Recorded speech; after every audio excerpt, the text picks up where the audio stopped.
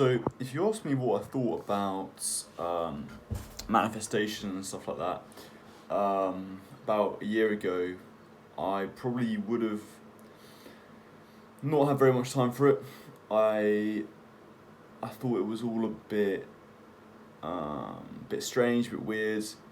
I wouldn't have really considered it as like an important part of self improvement, but my opinions changed like a lot about this stuff, and it's mainly from reading the book Psycho-Cybernetics, which is just all about this kind of stuff. It's kind of the genesis of this idea of manifestations. But it's really weird. I can't describe exactly what it was about the book that really changed my perspective. I just suddenly realised that I just really understood intuitively this concept of like wanting, you basically attract what you focus on, or more precisely what you want. And the reason why we don't have what we want 99% of the time is because we're not focused on it. We don't really have a clear idea what that is. And so I just want to talk about a few times where I've noticed that I've set my sights on an aim, a goal, something that I want to happen, and it's just kind of happened. And yeah, it's really sort of been quite sort of spooky, this stuff. And we could chalk it up to coincidence or whatever, but I think there's something else going on here that we basically don't understand. That's very powerful. So the first example I really want to talk about is this house. So I remember when, like, living in this house right now that I'm in, that I'm recording this video in. So I remember when I was at university, I had a big grudge with myself because I was in quite a nice conversation, right? But the social life in it was, I had some good friends, but the wider social life of the sort of accommodation I was in was pretty dead. There were a lot of weirdos in these accommodations, and I guess I didn't really feel like a university, like in my first year of university, I really chose the best option because it didn't allow me to really live the kind of lifestyle that I wanted at university, because the social life wasn't that good. Like I say, I had a lot of good friends inside my actual flat, but the wider group was a bit weird and there wasn't much. I guess what I really wanted out of university was kind of nightlife, going out, stuff like that. And I didn't get it from this particular accommodation. Part of that was because it was actually quite a nice place to live and people didn't want to spend their whole time just making a mess of the place because they were partying, right? There are other things going on there as well, but that's kind of a simplified view of it. And there was another accommodation very near to where I lived that was just an absolute shithole. Like, it was like famously like designed by like a prison designer. Like, the walls were just all painted this sort of horrible off green colour, and the rooms were like pretty small. The kitchen was really old. It was all like, we had en suites in ours. That was all like communal bathroom areas, whatever. But the vibe and like the lifestyle of people who lived in these accommodations was so, I just liked it so much more because it was, there was just such a social atmosphere to it. Like, everyone was just always, so many parties that I went to were in that accommodation, and just the people I met there, like, I just felt like I understood them. I kind of got them. They got me a bit more, and a lot of this I recognise as just silly reflection and whatever. I need to get over it, but if we just accept it intellectually, that I had this sort of grudge against myself for what accommodation I was in first year, right? And I remember moving on to Oxford to look for some houses, like, which is where I live now. And I looked at a bunch of houses, and I didn't really like any of them. They're all a bit expensive and a bit like not worth the money, basically. And I had to drive back. I had one more thing to go to that evening. I had to drive back, but I had about a couple of hours or so before that. So I was a bit hungry, so I thought, great, I'm in Oxford, let's go to a restaurant and have some food. And so I went to this Greek restaurant in Cowley, which is kind of just kind of suburban area near Oxford, in Oxford, right? And I sat down at this Greek restaurant. Got some foods, had a beer, and while I was waiting for my food, I just did some journaling. And maybe it's because I was looking at these houses or whatever, but I suddenly thought to myself, like, what is my I just put on this question: what would I have liked my first year to be like if I was in this other accommodation, right? And I really puzzled over it, and because I thought, like, I had this image of like what I wanted out of my first year experience at this other accommodation, but like, if I could go into like microscopic detail from like the moment I woke up, what is my day like? And I wrote it all down, and I went into like really big detail. So okay, I wake up, go into the kitchen, I have some food. What sort of food is it? Someone comes in. I talk to them. What conversation are we having? What sort of person are they like? And okay, you mentioned the sort of party atmosphere of it. Like, what's the party life actually like? And just really got like as much detail as I possibly could about it. And I found this incredibly therapeutic. And I walked out of having done that with like a really great feeling. Like, I felt really sort of happy and relaxed and glad that I did that. Anyway, I went and saw this other house and decided again, like, it wasn't for me. I drove back home, and I did some more looking for some more houses in Oxford, and I went back up a week later to see if I found a better one. And I went to this house right now for a viewing, because the guy who was living in this room at the time was going to move out. He wanted someone to replace it. And yeah, so I saw the house, and there was something so surreal about walking in, because the vibe of this house was just exactly the same as, or like very, very similar to the vibe in this accommodation that I have wanted to stay in Oak House, in Manchester. That accommodation was called Oak House. And yeah, it was really surreal. There was something about it that was just, it was the same vibe. Like, there was quite a sort of homely atmosphere. It was all a bit messy, but in quite a kind of lovable way. And there was just a real atmosphere about it. Like, they had posters on the walls, it's really hard to describe, but there was just something about it that was just the same.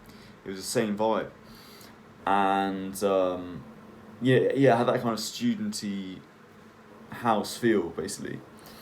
And in the end I was like, this is a really fun house to live in. Like, I'm going to live there. And I just took it that evening. I decided, like, there's no point thinking about it. I got good gut instinct about it. Now, there's a lot that this hasn't done, right? So I still think there's stuff I want to look into more about, the accommodation of first year, like what's really going on there in my head and stuff like that. And I'm not saying that because I've moved in to this house it's like happy ever after, whatever. But I do think there's something weird going on there, that I just had this really quite profound journaling experience, And like the next house I look at, it just happens to have the exact same vibe as Oak House, as this accommodation in university. Now, look, I'm not really very spiritual. Like, I'm not one of these guys who said, I don't think somehow how just kind of waved its wand and just made this house like Oak House. I don't think that's exactly what's going on there. But I do think there's something weird, something subtle going on with what I've focused on, and how I've directed my attention as a result of doing that journaling exercise that is very powerful.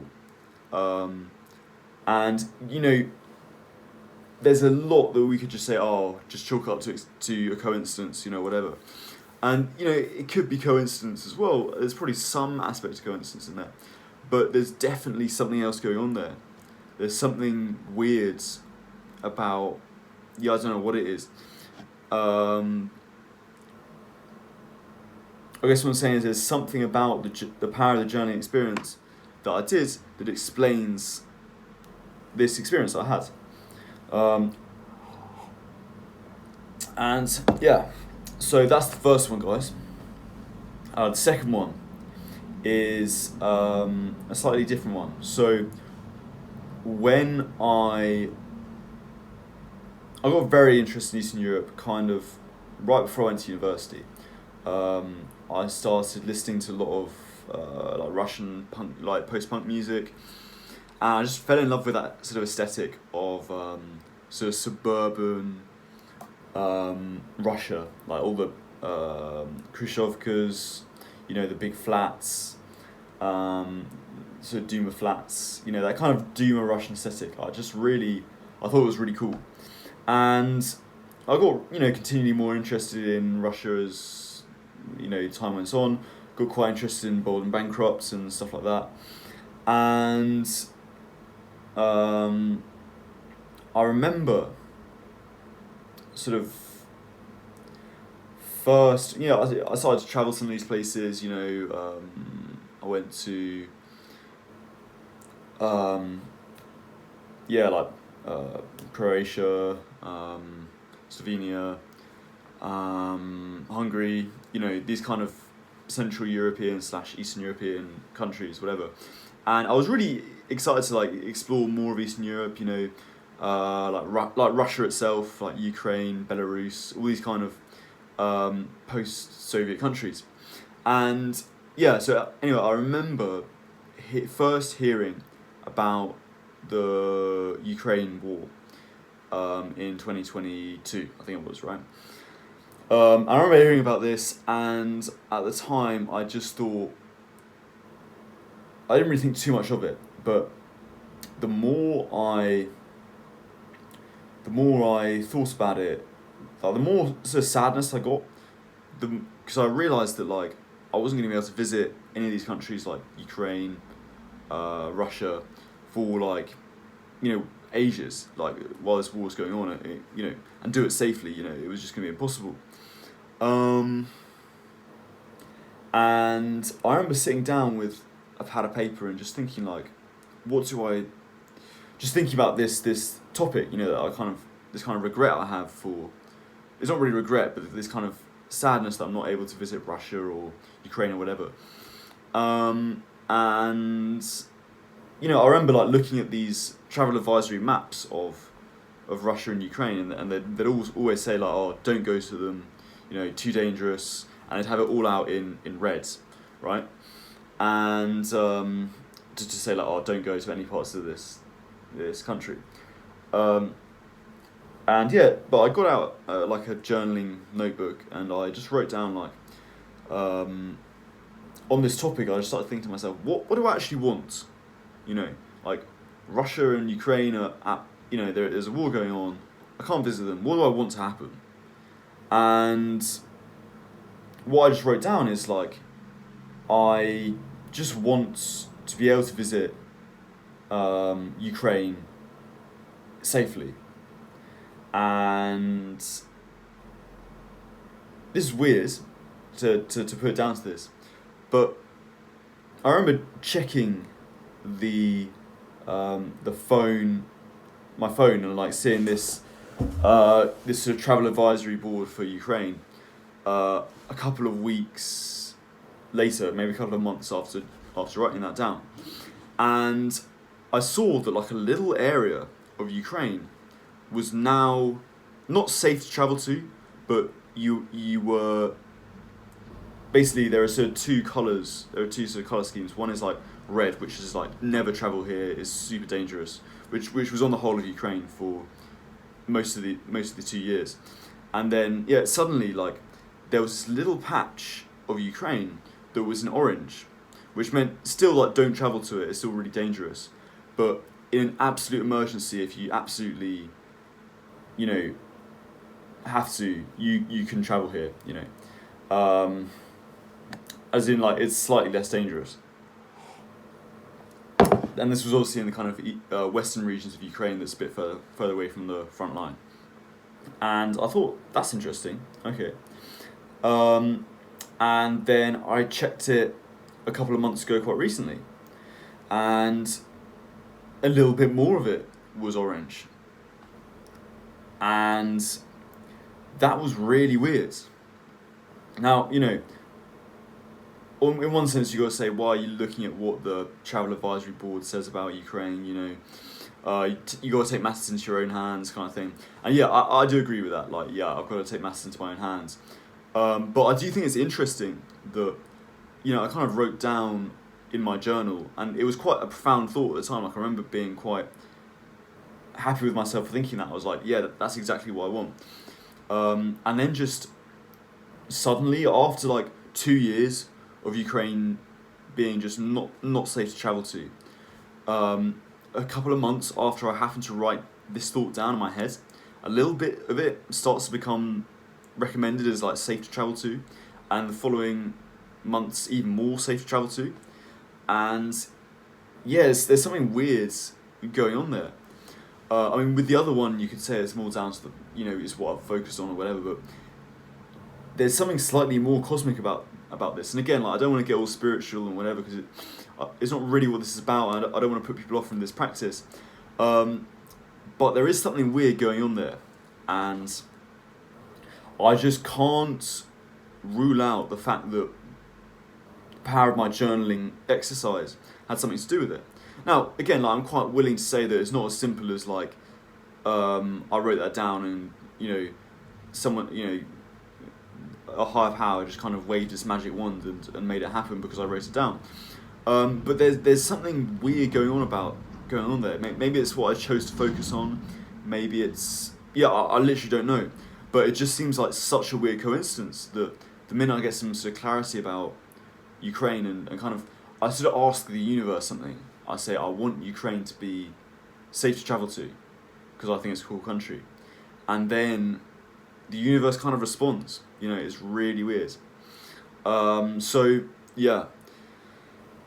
That is the video, guys. Basically, just some things that have provided me times where I've got a bit of focus, and it's really transformed my life, and there's something weird going on here. And, you know, maybe you can implement some of this stuff yourself, see how you go. Let me know. And I'm doing some one-on-one coaching at the moment, so the top link's in the description if you want to book like a free consultation call with me. I can just see if you're like a good match for the kind of stuff I offer. I'm just doing sort of accountability and just helping people with general self-improvement stuff, particularly this kind of stuff like goal setting, intention setting, sort of understanding what motivates you and stuff like that. So yeah, check that out, guys. Be great to hear from you, and I'll see you in the next video.